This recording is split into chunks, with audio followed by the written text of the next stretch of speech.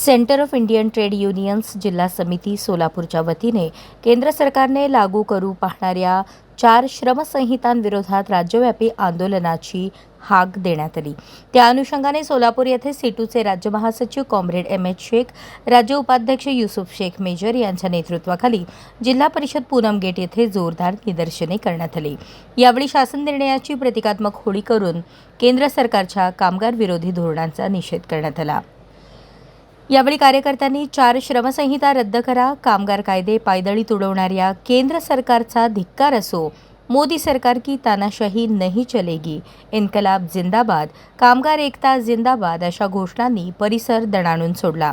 यावेळी मार्गदर्शन करताना कॉम्रेड एम.एच. शेख म्हणाले, 4 श्रमसंहितांच्या माध्यमातून केंद्र सरकार देशातील कामगारांचे दशकानुदशके संघर्षातून मिळवलेले हक्क हिरावून घेण्याच्या प्रयत्नात आहे।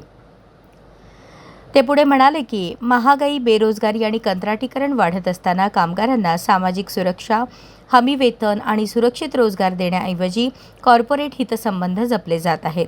4 श्रमसंहितांमुळे असंघटित कंत्राटी, गिग आणि प्लॅटफॉर्म कामगार अधिक असुरक्षित होतील अशी टीकाही त्यांनी केली।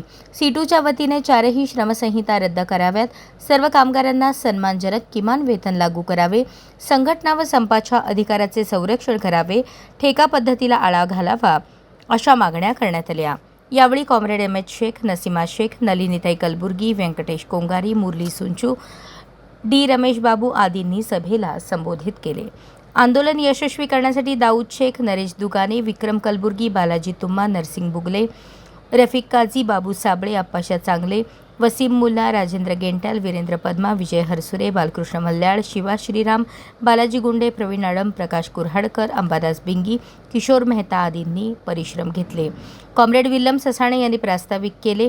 सूत्रसंचालन व आभार प्रदर्शन कॉम्रेड ॲडव्होकेट अनिल वासम यांनी केले। अशाच नवनवीन अपडेटसाठी जनता राज्य न्यूज चॅनलला सबस्क्राईब करा, लाईक करा आणि शेअर करायला विसरू नका।